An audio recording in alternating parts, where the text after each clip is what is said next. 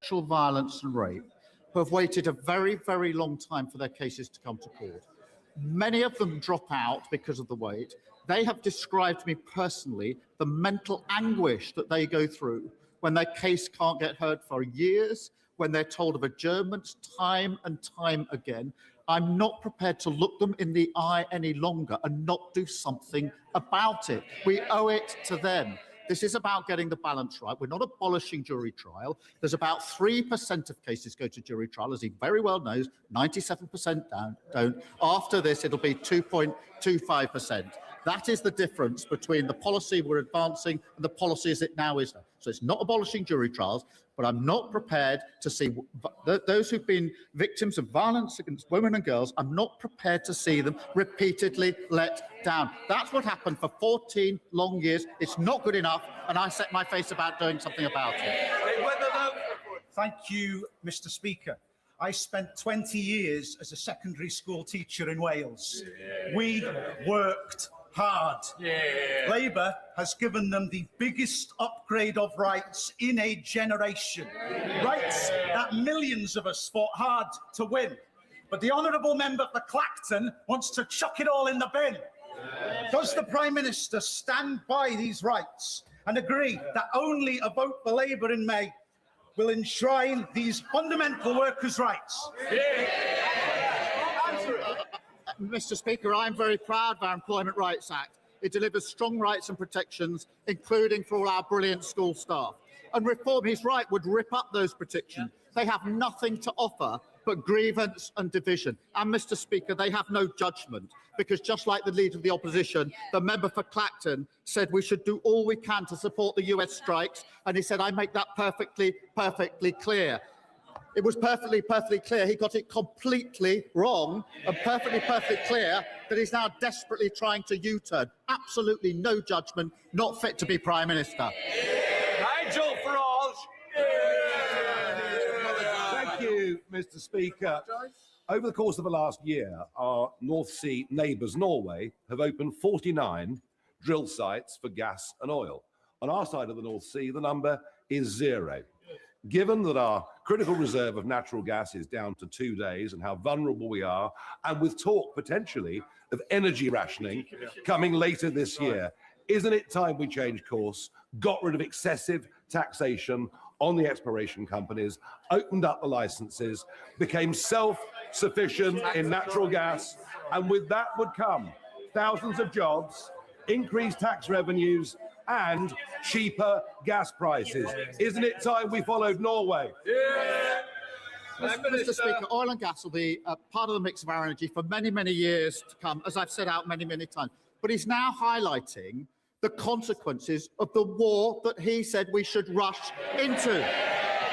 He wanted us to go to war. He said it was perfectly clear that we should support the strikes. Then, just like the Leader of the Opposition, a week later, he said, oh, no, I got that one wrong. You can't make mistakes about decisions as serious as committing to war. It's a gross error. Thank you, Mr. Speaker. 95% of the food that we import from non-EU countries has lower welfare standards than that of British farmers, costing us millions and putting worse food on our plates. So that's why the Labour Rural Research Group will be shortly launching our spring push on farming profitability to support British farmers by introducing honest labelling and levelling the playing field for trade and regulation. So will the Prime Minister commit to meeting with me and the LRRG to discuss how we can work to back British farmers and improve their profitability? I'm very happy to discuss that with my honourable friend. We will always protect high welfare standards, and through our food and drink deal, bringing down barriers for farmers selling to our largest market. Mr. Speaker, alongside a record £11.8 billion farming budget and investing in cutting-edge innovation, our farming profitability review is focused on boosting profitability. I've already acted and set up the Farming and Food Partnership Board, investing £30 million in our Farmer Collaboration Fund. Greg Smith. Thank you, Mr. Speaker. Traffic chaos from a botched road realignment affecting Calvert Green, Steeple, Claydon and Twyford. Landowners still awaiting payment for land taken. Woeful underfunding of promised mitigation projects in Wendover in inadequate noise modelling. Now, the Prime Minister and I used to, many years ago, be united in our opposition to HS2. Yeah. He changed. But with the upcoming HS2 reset, will he make a personal intervention to ensure that my constituents and communities living with this hell on earth of a construction project are finally treated with the fairness and respect that they deserve? Prime Minister. Can I thank him for raising this? I do know how much it impacts his constituents and how deeply they feel about it. And it is important, as we reset and clear up the mess that was left, that we bear in mind and have in our mind's eye those that are most affected and make sure that it is fair and that their voices are heard, and we will do so. Oliver Ryan. Thank you, Mr. Speaker. Burnley-Manchester Road Station is a key driver for growth. It's Burnley's link to Manchester and Leeds, and more importantly for them, it's their link to Burnley. It's had over 500,000 journeys last year, and yet it's inaccessible. Despite big, empty promises from the last Tory government, we're no further to fixing it. A promise of funding was made, which never came. Will he help me get this delivered and back my campaign to make Burnley-Manchester Road an accessible, modern station fit for Burnley's ambition? He's a great champion on this issue, and I'll make sure he gets a meeting with the rail minister to discuss the detail. The previous government that took the decision not to shortlist Burnley-Manchester Road Station for accessibility improvements. We're giving Lancashire Combined County Authority £641 million with the freedom to invest in their priorities, including better accessibility. That's what a Labour government represents, empowering local people to make the best decisions for their local area. Andrew Snow. Thank you very much, Mr. Speaker. Every week the Prime Minister comes here and reads out this pre-scripted nonsense that bears no resemblance to the questions he's actually asked. The Leader of the Opposition asked him about Peter Mandelson and he answered about the war in Iran. The Leader of the Opposition asked him about Mandelson again and he answered with an attack on the Shadow Justice Secretary. He was asked about Mandelson again and talked about protests in London. What is he scared of? What is he hiding? For a man who has spent years presenting himself as a forensic investigator, he has certainly had a blind spot to the details for this convicted paedophile with a friend in high Labour places. So I shall ask him again, when he found out that Lord Mandelson had an ongoing relationship with the convicted paedophile, Jeffrey Epstein, did he speak to him personally before appointing him ambassador to the United States? Mr. Speaker, we've set out the process. It is being put before the House. But I know why they don't want to. They don't want to talk about the war because they supported going into the war without thinking through the consequences. That is a huge error of judgment. I realise they don't want to talk about it ever again. I'm not surprised. Nor do they want to talk about the Shadow Justice Secretary saying that Muslims are not welcome to prayer in Trafalgar Square. She should remove him from their front bench, or I suspect he'll be up there next on that trail. Matt Bishop. Thank you, Mr. Speaker. As the Prime Minister mentioned earlier, the CEO of Travelodge has today again refused to attend a meeting with wider members of this House and the other place to answer serious concerns about guest safety and safeguarding. This refusal only deepens the lack of trust in the company's commitment to protecting women. You've been waiting. And with the relevant minister, and the sooner it goes ahead, the better. I hope that the CEO of Travelodge is listening to this exchange, and I thank him for raising it, not just on this occasion, but on repeated occasions. That completes Prime Minister's questions. Front benches change over. That was the end of Prime Minister's questions, and I should say that we are going to be talking more about that Travelodge row a little bit later on this afternoon here on Sky News. We're going to be interviewing that MP who asked that question there, so stay tuned for that. But the rest of Prime Minister's questions. 163 members of this House, including the Leader of the Opposition, support this plan. The Health Secretary says there's no political disagreement on this, and yet nothing has materially happened. His department now says it's for DCIT and the UKRI to comment on budget allocations and spending research priorities. So I asked the Secretary of State, is the Moonshot project a research priority for her, as it is for 463 of her parliamentary colleagues? Secretary of State. Anything that deeply affects the lives of thousands of people is a priority for me. I am more than happy to work with the honourable gentleman and others to try and reach a resolution here. My understanding is we've got to get the quality of bids right, but I would, of course, be happy to meet to discuss this further. Bid fortune. I would like to thank the Secretary of State for that response.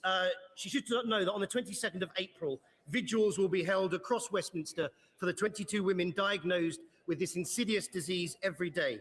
So I thank the Secretary of State for that commitment to work with the Health Secretary between now and then so that we can highlight this issue. Will she agree to come back to the House and update us on the comments and discussions that she's had with the Secretary of State for Health?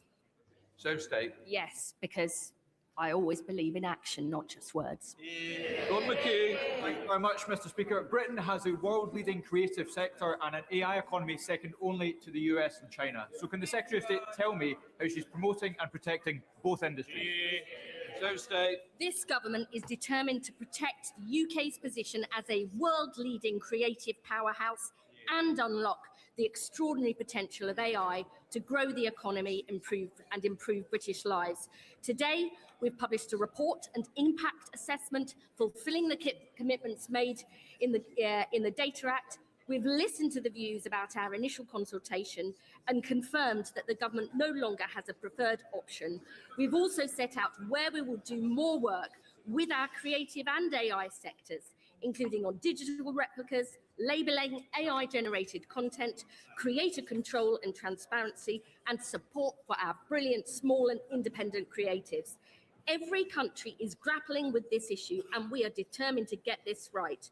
So both these vital sectors can continue to flourish and thrive and lead the world. Sir Edward Lee found the House. Will the Secretary of State commend the new nuclear fusion site at West Burton, just 2 miles from the town of Gainsborough, which potentially will unleash unlimited green energy, meanwhile hundreds of millions of pounds of investment and thousands of jobs? Will she confirm that when it comes to science and innovation, this country is not broken, it leads the world? Minister. Well, can I, Mr. Speaker, affirm the importance of the project that the honourable gentleman is talking about? In particular, this government is backing the future of nuclear fusion right across the country. I know the site in particular has a huge contribution to make. Construction will be on its way by the end of the decade as well, and R&D tests before it. But at the heart of it, Mr. Speaker, we will be backing the use of AI to further our clean energy goals in fusion and beyond it as well. Rem Downey. Mr. Speaker.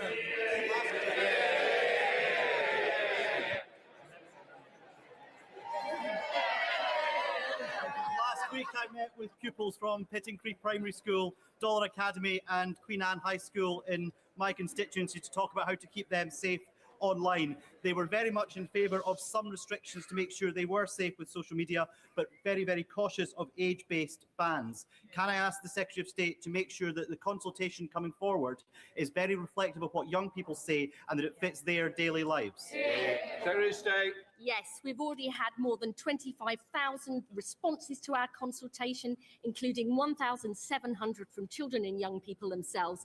But if he and any other honourable member in this House wants to send the views of their constituents, including young people, I will personally read them myself. We now come to Prime Minister's questions. Wendy Moore. Please, Mr. Speaker. Prime Minister. Thank you, Mr. Speaker. Our deepest condolences are with the families and friends of the 2 young people who've died following the outbreak of meningitis B in Kent. Others are seriously ill, and this will be a deeply difficult time for their loved ones. Mr. Speaker, health experts are working to identify close contacts and If you're a producer who hates AI, this plugin might change your mind. This is Reimagining CoProducer. You can take any sample you find and flip it into infinite one-of-a-kind variations that are unique to you. Here's how it works. Just open up your DAW and drop in the CoProducer plugin from Output. It listens to your track and finds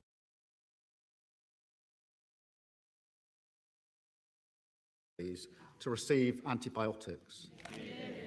And Mr. Speaker, yesterday President Zelensky addressed parliamentarians. Many people were there, and I had the opportunity to reaffirm to him that no matter other international events, the UK support for Ukraine will not waver. I also welcome Prime Minister Carney and NATO Secretary General Rutte to Downing Street for further discussions on international security. Mr. Speaker, this morning I had meetings with ministerial colleagues and others. In addition to my duties in this House, I shall have further such meetings later today.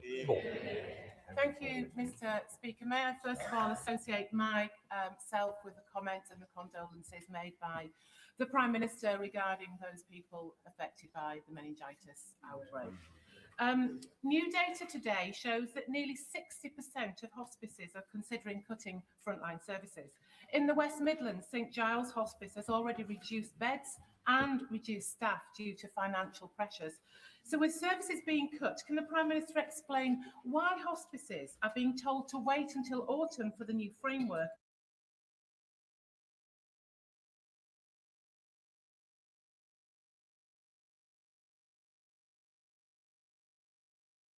And will he commit today to proper long-term sustainable funding to secure this vital lifeline for the future? Prime Minister. It is important that the funding and the framework is put in place, and we support the work of hospices and doing everything we can to support them. Dr. Maria Timble. Thank you, Mr. Speaker. My constituent Caroline from Grenoside told me that since December, the cost of her heating oil has nearly tripled from £257 to £700.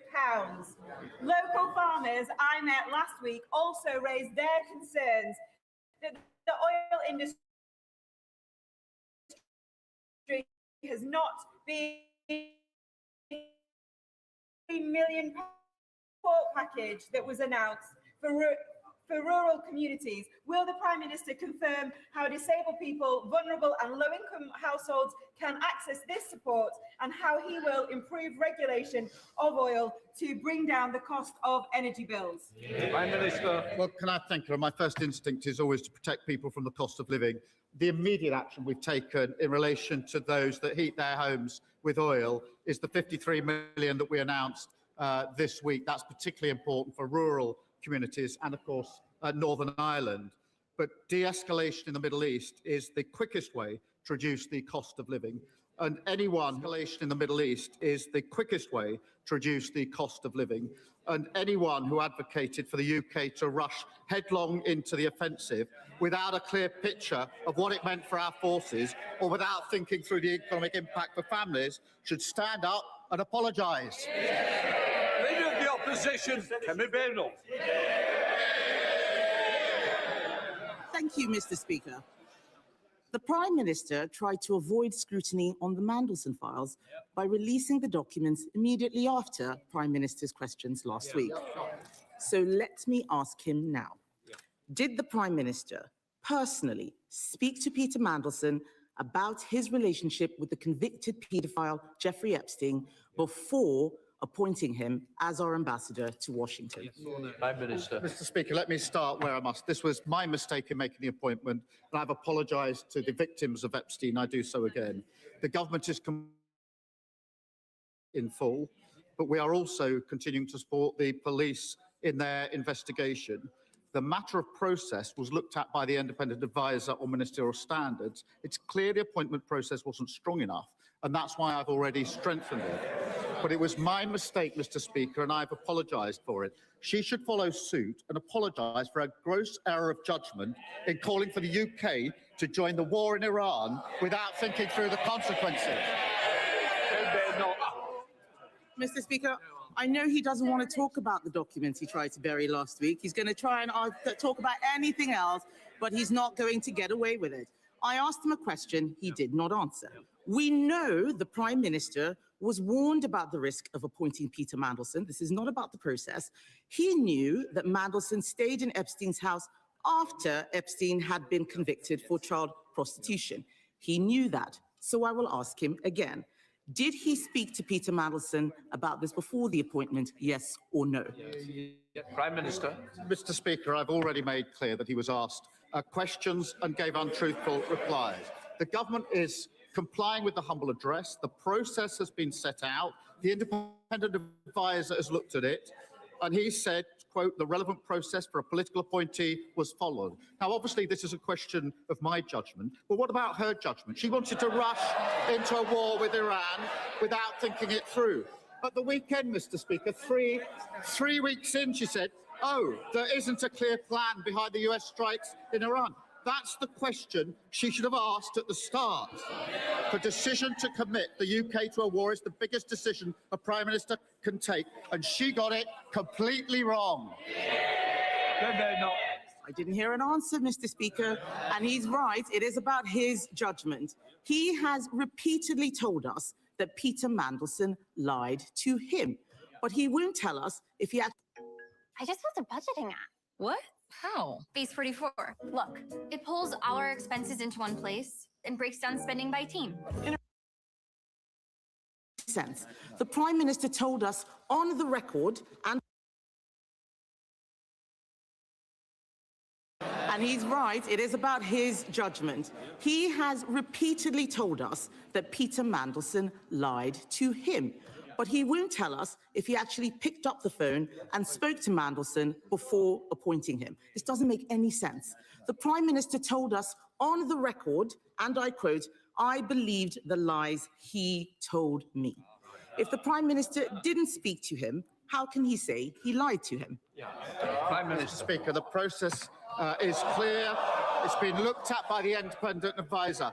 And she asked me about the process and judgment on appointments. She appointed the Shadow Justice Secretary. He said last night that Muslims praying in public, including the Mayor of London, practicing his faith, are not welcome. He described it as an act of domination, straight from the Islam. He'd be gone. It's utterly appalling. She should denounce his comments and she should sack him. He wants to talk about justice secretaries. His justice secretary is abolishing jury trials. My shadow justice secretary is defending British values. I know who I would rather have sitting on the front bench next to me, and it's not him. But Mr. Speaker, this is important. He does want to talk about anything else except what I'm asking him. 3 times I have asked him if the Prime Minister spoke to Peter Mandelson. 3 times he has refused to answer. We can only assume he did not speak to Peter Mandelson. From the documents published, we know he left the questioning of Mandelson's relationship with a convicted paedophile to 2 of Mandelson's closest friends, one of whom was also friends with a convicted paedophile. Asking those questions should have been his job. Why did he fail to do his duty? Prime Minister. Mr. Speaker, so her position is that the Shadow Justice Secretary is defending British values when he says Muslims praying together in Trafalgar Square are not welcome. Mr. Speaker, even Tommy Robinson, I can hardly believe I'm saying this, has said today that if the Shadow Justice Secretary had made these hateful comments 2 years ago, the Conservative Party would have kicked him out. Now, Tommy Robinson isn't some sort of moral signpost. He was pointing out how much their party has changed. They're more inclined to his views, and he's right about that. The fact that he's sitting on her front bench shows she's too weak and has got absolutely no judgment. The Prime Minister wants to talk about my leadership. I'm shocked because his former deputy has just fired the starting gun on the race to replace him. And I'll tell him one thing. She and I both agree that this weak man should be replaced by a strong woman.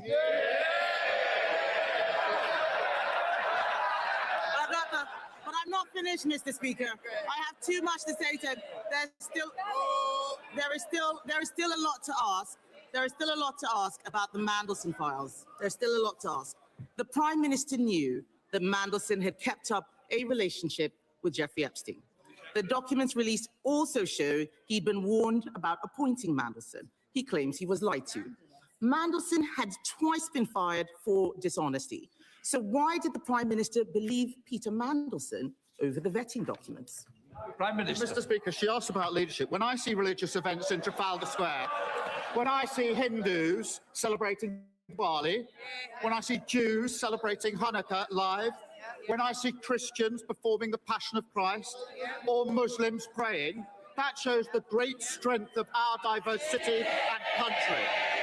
I've never heard her party call out anything other than the Muslim events. It's only when Muslims are praying. The only conclusion is the Tory party has got a problem with Muslims. Can I just say, people say, I am not responsible for the answers. I've just got to say that. Thank you, Mr. Speaker. It's a shame he's not responsible for the answers either. The Prime Minister wants us to believe that he is a serious leader, but he doesn't do the work. He outsources the decisions, and when things go wrong, he blames the vetting, he blames the Chief of Staff, he blames the Cabinet Secretary, he blames anyone but himself. This Prime Minister appointed Peter Mandelson, but didn't bother to ask the questions. If he cannot be straight with the House on something as simple as this, why should we believe a word he says about anything? She talks about doesn't do it. 3 weeks ago, she said we should rush into war. She didn't do the work. She didn't think through the consequences. Committing our military to a war without thinking through the consequences is the gravest mistake a leader of the opposition can ever do. And she comes back a week later and says, oops, I got that one wrong. She's utterly irrelevant and she's got no judgment. This is the leader of the opposition who said I should have empty-chaired the most important NATO summit in years. This is the leader of the opposition who said Greenland is a second-order issue. And this is the leader of the opposition who jumped into a war with Iran without stopping to think. On top of that this week, the failure to condemn and sack... Order. And I will repeat again, I'm not responsible for the answers. But it's certainly not opposition questions. Mr. Speaker, add to that the failure to condemn and sack the Shadow Justice Secretary for the poison and division that he spreads. It's Teammate, I need your support.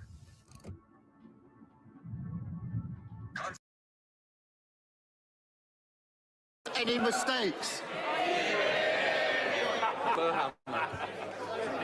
Mr. Speaker. Mr. Speaker. Sorry, please, Claire Hanna. We've seen this play out before, a US rush to military escalation with no plan for what comes next.